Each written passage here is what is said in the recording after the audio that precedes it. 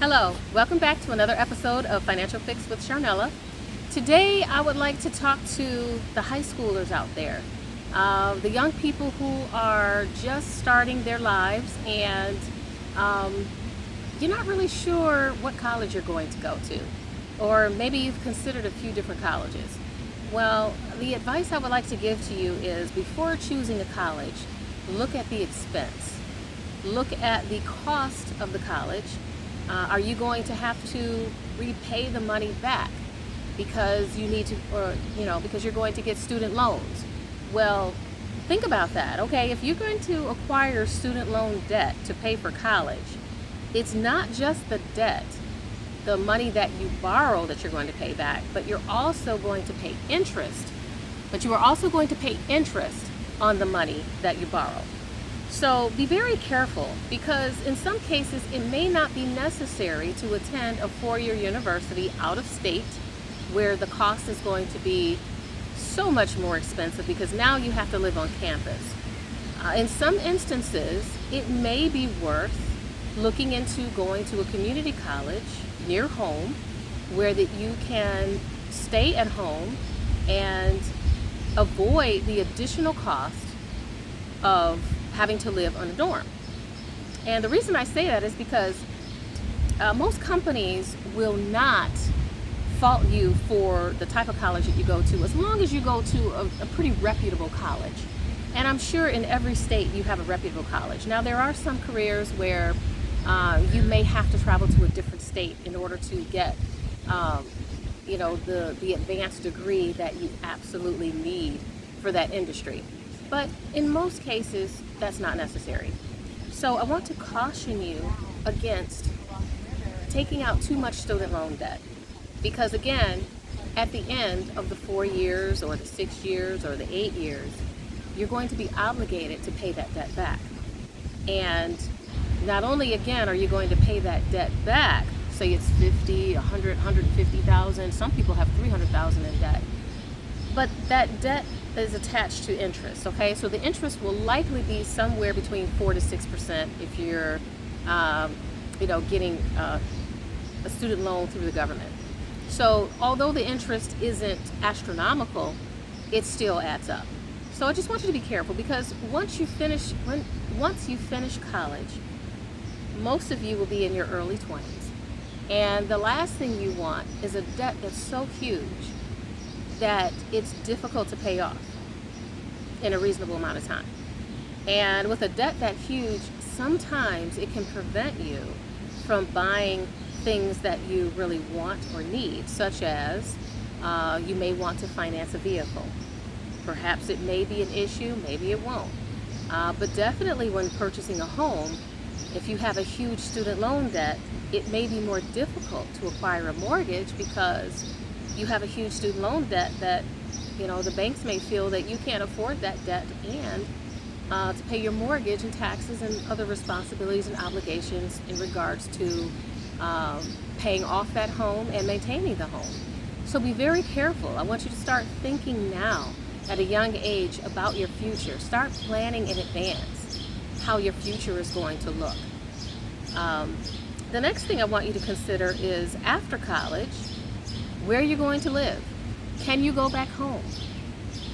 From my perspective, it is far wiser if you can go home and pay your parents a couple $100s a month in rent, to cover some of the utility costs to cover your utility costs, because it's going to be a lot cheaper than getting out on your own.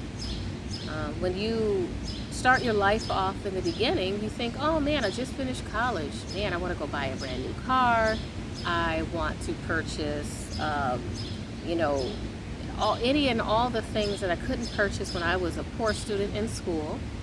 You may even want to go out and rent your own apartment. So after college, you're transitioning from a position where you accumulated debt to acquire your degree to now accumulating debt to pay for things that you want. Okay, yes, you need a vehicle. Yes, you need a place to live. Yes, you need a purse. Yes, you may need a lot of different things, but it doesn't mean that you have to buy or should buy the best of the best immediately after college. Because from my perspective, that's spending irresponsibly. So what I suggest is buying a used car rather than a brand new car. A used car that is reliable. I also suggest that you live at home for as long as you can while you pay off your student loan debt and save for a house. I am not an advocate of renting. I think there are situations and circumstances where renting is definitely necessary and needed, but not in all situations. So again, let's be careful about your spending. You need a purse, yes, but you don't need that Coach purse right away. And if you feel that you absolutely need to buy a Coach, go find one on sale. Go to, one of those, wait for a half off sale or something like that.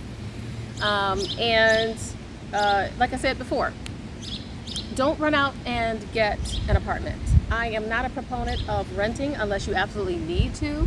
There are certain situations and circumstances where you have to rent, yes, but it doesn't mean that you have to rent your own apartment by yourself.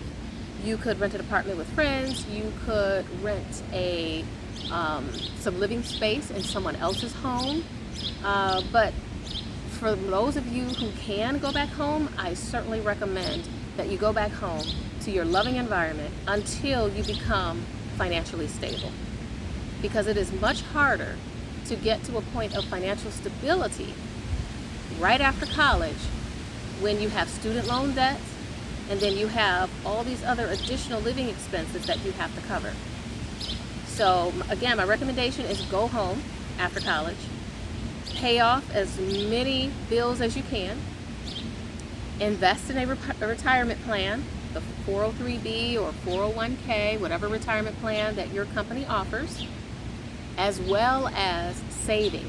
And I recommend minimally saving 10% of your income every month. If you can save 15 to 20%, that would be awesome, especially if you're staying home, because chances are your parents aren't going to gouge you as in regards to paying rent. I also recommend that you read my book, Help a Fool Spend His Money. In my book, there are many, many tips on what you can do to improve your financial situation and circumstances. There are many tips on so if you're a high schooler, for any parents out there listening to this video today, I recommend that you purchase my book, Help a Fool Spend His Money, and have your teenager read the book. In this book, there will likely be many things that you've expressed to your teen or your young adult that perhaps maybe they wouldn't listen to you, but they'll listen to someone else tell them how they should become financially secure in their future. Because maybe you've tried over and over again and they're just not quite hearing you, because that's what kids do. They don't really listen to their parents all the time. So again, Help a Fool Spend His Money has a lot of great information in there for people who want to start their life off right. If you're not in debt, I'll teach you how to stay out of debt. If you're in debt, I'll teach you how to get out of debt. And for those of you who are not in debt, then I'll teach you how to invest in, other investments outside of the traditional 401k, 403b investments. So I'm going to end this video saying, young people, be very, very careful about your future spending habits. The spending habits that you establish today are likely the spending habits that will be with you for a very long time. And if you make the wrong spending choices, when you get to your 50s and 60s, you're going to find that you won't be able to retire. You're going to find that it's going to be far more difficult to have the life that you want in retirement that you seek. And maybe right now you're not even thinking about retirement, but you should be. Young people in your 20s, you should be thinking about your retirement. The moment you get a job, it's not about how much can you spend, it's about how much can you save. Take more comfort and happiness in saving than you do in spending. So I'm signing off for today. Thank you for watching Financial Fix with Sharnella, and I will see you on the next episode.